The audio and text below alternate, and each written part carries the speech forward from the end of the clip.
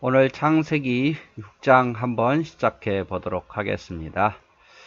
1장, 2장은 하나님의 창조에 대한 이야기였고 3장, 4장은 아담과 하와의 타락과 그의 아들 가인의 타락에 대해서 보았고 5장은 이제 족보, 아담으로부터 노아까지 이어지는 족보에 대해서 보았습니다. 이제 6장, 이제 드디어 노아에 대한 이야기가 나옵니다. 6장, 7장, 8장, 9장까지 이어지는 내용이죠.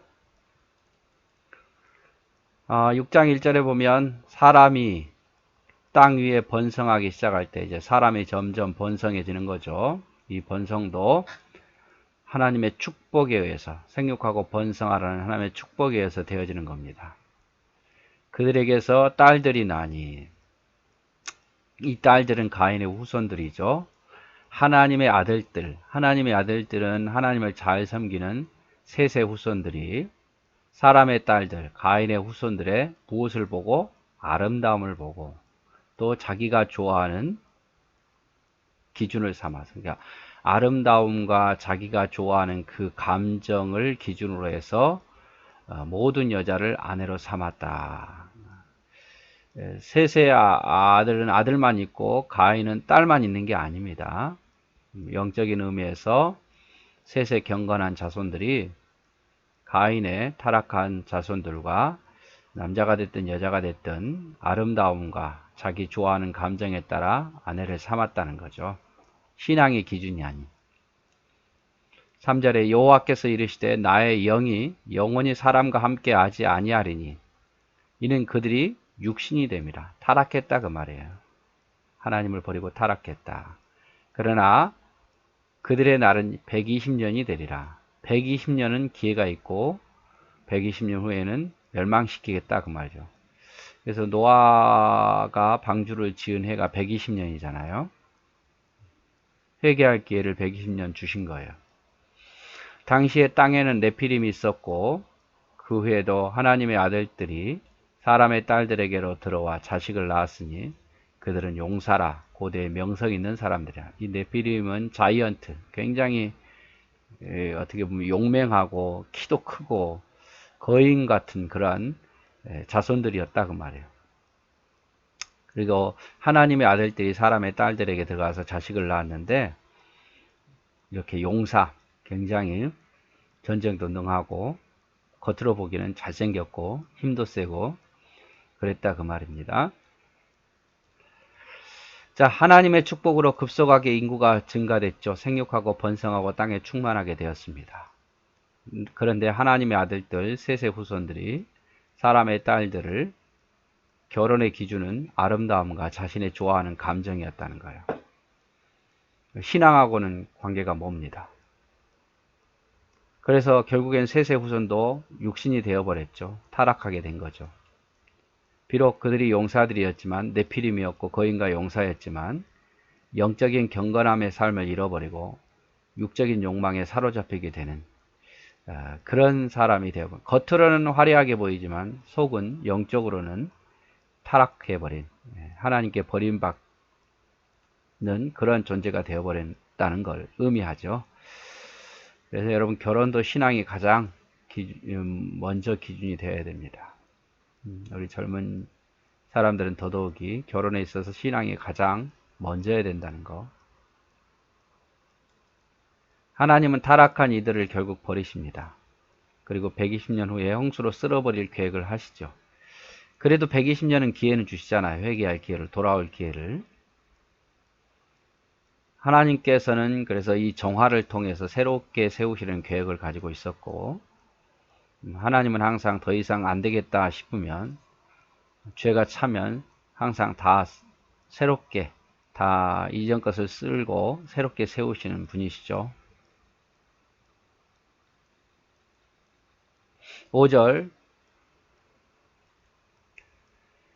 여호와께서 사람의 죄악이 세상에 가득함과 그의 마음으로 생각하는 것이 모든 계획이 항상 악한 뿐을 보시고, 죄악이 가득했어요. 온 세상에 온통 죄가 가득했고 생각하는 것은 항상 죄. 생각에서 행동으로 나타낸 것은 죄더라 그 말. 머릿속이 죄로 가득했고 세상도 죄로 가득했다 이 말입니다. 땅 위에 사람 지으셨음을 한탄하사 마음에 근심하고 쉬고 이르시되 내가 창조한 사람을 내가 지면에 쓸어버리되 사람으로부터 가축과 기는 것과 공중의 새까지 그리하리라. 이는 내가 그것들을 지었음을 한탄함이라 하시니라. 하나님이 지으셨음을 한탄했다. 마음에 근심하셨다. 이건 하나님이 잘못했다라는 의미보다는 타락함을 보고 마음이 매우 아프셨다. 이렇게 생각하시면 될 것 같아요. 그런데 죄는 인간이 지었는데 가축과 기는 것과 공중의 새까지 다 함께 심판을 받게 되죠. 죄는 인간이 지었는데 그러나 중요한 것은 노아는 여호와께 은혜를 입었더라. 물론 노아가 의로운 것도 있었지만 은혜가 더 크죠. 하나님 노아를 선택하신 거죠. 해석을 보면 인간의 타락은 죄악으로 세상에 가득했다. 생각하는 것이 항상 악할 뿐이었고 더 이상 썩어져서 구제불능한 상태를 말하고 있습니다. 하나님은 한탄하시고 후회하셨다. 이것은 실패를 인정하는 것이 아니라 하나님이 실패했다는 것을 인정하는 것이 아니라 원래 목적에서 그 수준에 못 미치기에 하나님이 근심하는 것을 의미합니다. 하나님은 인간뿐 아니라 짐승도 심판하셨죠. 인간 때문에. 그러나 노아 같은 의인을 통해서 하나님 다시 세우십니다. 완전히 버리지 않고 노아 같은 의인을 은혜 베푸셔서 다시 세우시죠. 그래서 항상 하나님 그러셨던 것 같아요. 인간은 다 끝났다 싶었는데 하나님은 또 소수를 남은 자를 통해서 의인 몇 사람밖에 안 되는 소수인 의인을 통해서 다시 세우시죠. 하나님은 항상 그랬어요. 그래서 너무 작다라고 실망하지 마시고 작아도 하나님께 헌신된 의인 몇 사람 있으면 하나님 다시 일하십니다.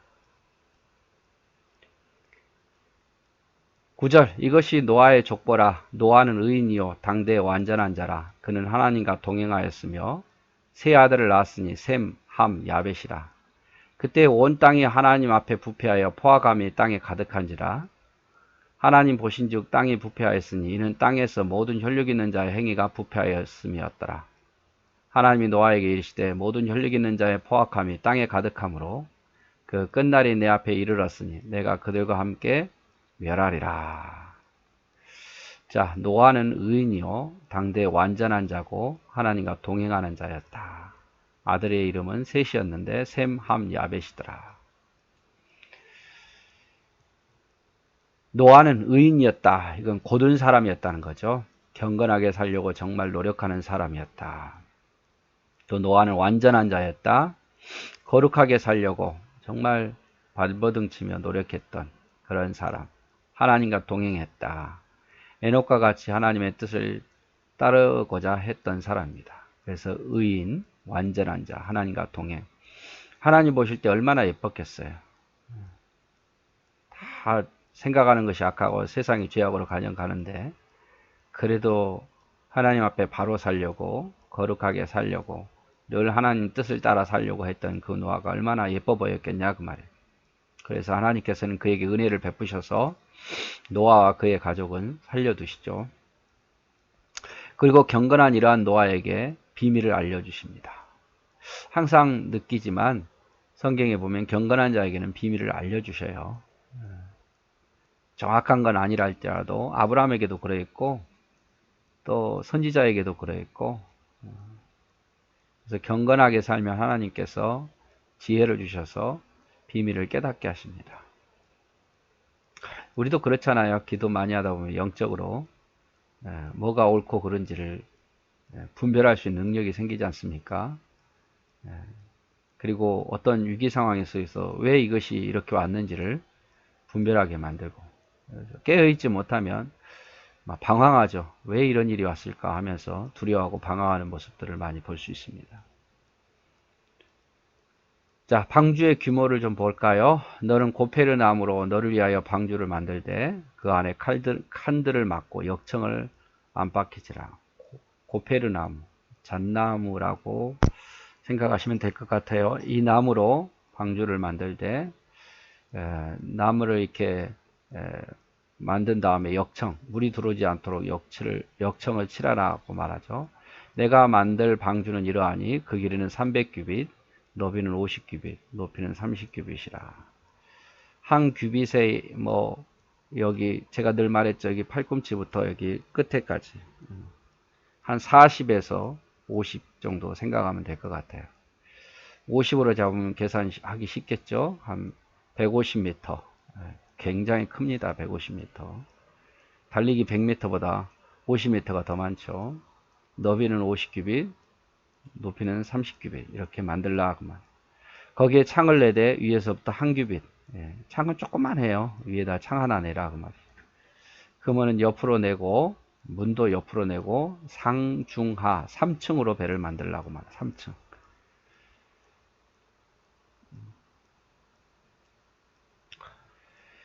자, 방주는 교회를 의미하죠. 성막을 만들 때 하나님께서 어떠한 규정을 주었듯이 방주도 하나님께서 이렇게 만들라고 규정을 주십니다. 그리고 또 방주는 예수 그리스도를 의미하죠. 왜냐하면 그분 안에 있어야 구원을 얻기 때문에. 그래서 이 방주는 예수 그리스도를 의미하고 또 방주는 우리를 지키는 교회를 의미하기도 해요. 물론 교회가 완벽하지는 않지만 그래도 세상보다는 더 경건하고 우리 영적인 생활을 더 지켜주는 것은 분명한 것 같습니다. 자, 고페르나무, 잣나무로 방주를 만들고 틈을 역청으로 채워 물이 들어오지 못하게 하라. 길이는 300규빗, 42cm로 잡아줄 때 137m, 너비는 50규빗, 23m, 높이는 30규빗, 14m. 이 길이는 사람마다 다 제 길이하고 여러분 길이 팔꿈치 길이 틀리잖아요. 그렇듯이 그냥 간단하게 한 50으로 계산하면 제일 간단할 것 같아요. 150m 5, 25, 25m 높이가 15m. 15m면 지금으로 보면 한 5층 건물 될까요? 높이가. 자, 한 규빗을 창으로 위로 내고 조그만하게 창을 위로 내라 그러고 문은 옆으로 그리고 3층으로 만들라고 말합니다. 엄청난 크기의 배였어요. 이런 배가 여러분 바다에서 큰 파도 이기려면 보통 기술이 필요한 게 아니에요. 나중에 우리 보겠지만 이게 보통 기술인 거 아닙니다. 그러나 이 당시 이런 배를 만들었다는 것은 대단한 거죠. 근데 하나님이 제작하셨기에 가능한 거예요. 사람이 머릿속으로 이런 배를 제작하지 못합니다. 하나님이 제작하였기에 가장 안전한 배였고 그 엄청난 홍수를 이겨냈던 거죠.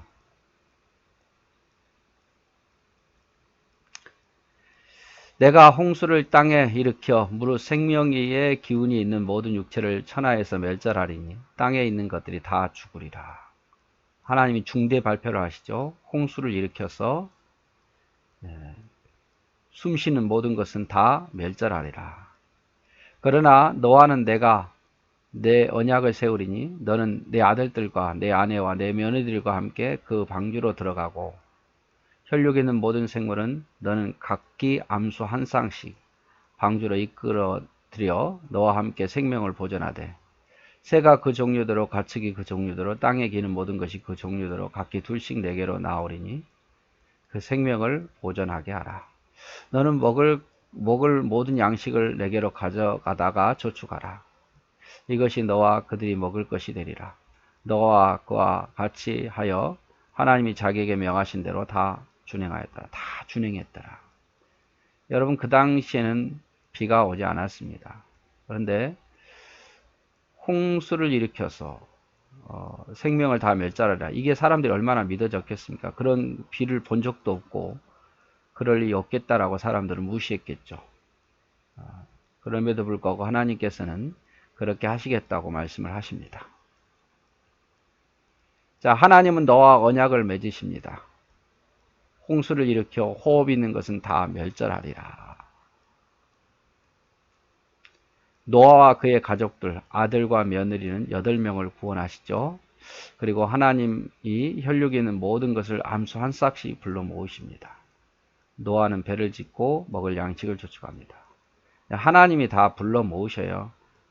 노아가 다 찾아가 가지고 이리 와 해가지고 끌어온 게 아니라 하나님이 다 불러 모으시죠. 여기 암수 한 쌍씩이라는데 나중에 보면 뭐 7쌍씩이라고도 나오고 부정한 것은 두 쌍씩이라고 나오기도 합니다만은, 그리고 노아는 배를 짓고 양식을 저축하라. 그래서 배를 짓는 일은 노아가 해야 됐어요. 짐승은 하나님이 불러 모으셨지만 배를 짓는 일은 120년 동안 배를 짓는 일은 노아가 해야 할 일이었고 순종이죠. 그리고 먹을 양식을 저축하는 것도 노아가 해야 할 일이었습니다. 노아는 모든 것을 다 준행했습니다. 비가 온 일이 없는 세상에서 홍수로 멸한다는 것은 사람들에게 조롱거리가 될 수밖에 없었지만 그는 배를 짓고 먹을 것을 저축하는 것을 열심히 했어요. 이게 고통이죠, 여러분.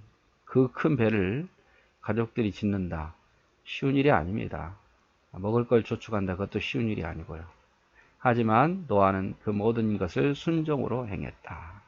그러면 하나님께서 우리가 이해되지 않는 어떤 것을 요청하실 때 순종해야겠죠? 하나님 명령하신 모든 것을 다 준행했더라. 저는 이 모습을 보면서 그런 생각도 해봤습니다. 하나님이 내게 맡기신 사명 다 준행했더라. 이런 말을 듣고 싶어요. 여러분도 어떤 직분이 되었든 간에 뭐 1년을 맡았던 2년을 맡았던 평생을 맡았던 마지막 때 다 준행했다. 이빨 빠지듯이 중간중간 빼먹고 그러지 마시고 맡은 일에 대해서 다 준행했더라. 그리고 준행하기 힘들면 하나님께 기도하면서 도와달라고 말하면서 다 감당하게 해달라고 엎드려야 되지 않겠습니까? 노아는 배를 짓는 일이 매우 힘든 일이었고 또 사람들의 조롱거리가 있었고 먹을 것을 저축하는 것이 힘든 일이었겠지만 믿기 어려운 홍수 사건이었지만 그러나 그 모든 것을 다 준행했다라고 표현합니다. 자, 오늘은 이제 노아 홍수에 대한 첫 번째 시간 보았습니다. 그래서 노아 홍수 이전의 일들에 대해서 말하고 있죠. 네, 오늘 또 수고하셨습니다. 고맙습니다.